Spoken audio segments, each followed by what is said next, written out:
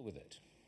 Making progress, it sounds like to me. Yeah. I want to bring in Andy Puzder because, again, I want to harp on this theme. It sounds like a compromise. It sounds like some progress. From your vantage point, do you agree?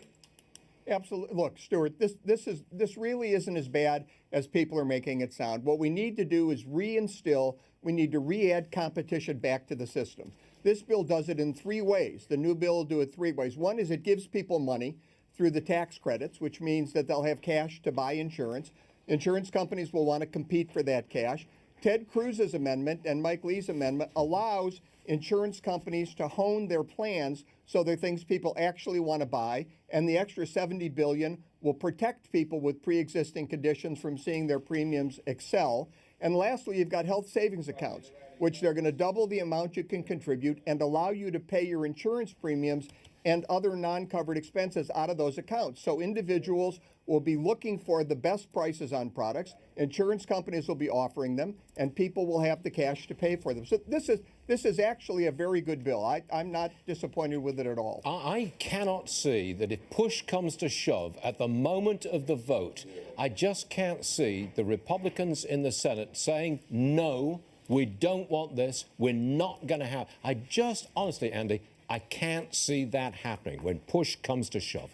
I can't see it either. And just before you brought me on, I was listening to you talk about what Paul Ryan is saying. I listened to what Ted Cruz was saying. You're starting to feel the enthusiasm. And do you really want to be that one senator out there that killed the Republican effort to substantially repeal and reform and improve Obamacare? No, you don't want to be that person. And as far as the tax cuts, look, let's deal with taxes when we do tax reform. Let's not deal with them as part of health care because they get mischaracterized as Republicans trying to help the wealthy. That's disingenuous. Eliminate it. Leave the taxes. Deal with it when you get to tax reform. It's a good bill. It's a good approach. The president will sign it, and I'm anxious to see it get passed. When you were running several restaurant businesses, Obamacare, full-fledged Obamacare, was a real thorn in your side. Yes. Would this new bill, if it were enacted, remove that thorn in the side of restaurant operators?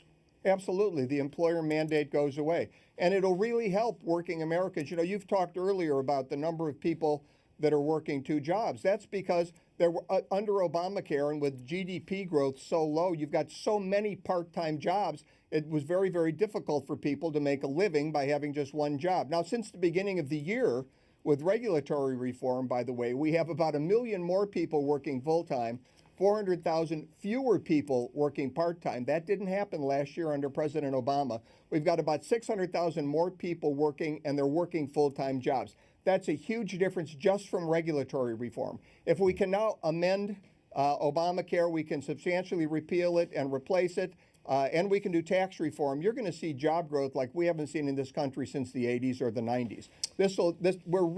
Janet Yellen's wrong. 3% growth is absolutely achievable, and we're on a good course to get there. Andy Puzder, sharp-edged analysis, right, just like that. Really good stuff, Andy. Thank you so much for joining us. And I might add that the Dow Industrial is not exactly rocketing higher. That would not be the case, but we are up, building on yesterday's record close, 21,556 as we speak. I want to repeat the news. Speaker Paul Ryan says, if the Senate delivers a health plan, the House will stay in session through the August recess. The Senate plan includes an additional $70 billion to help states lower premiums. We also know it includes Obamacare taxes on the wealthy. They stay, by the way. And Ted Cruz's Consumer Protection Amendment, that is in this new bill. Dr. Mark Siegel, we dragged him back so he could offer some comment on this.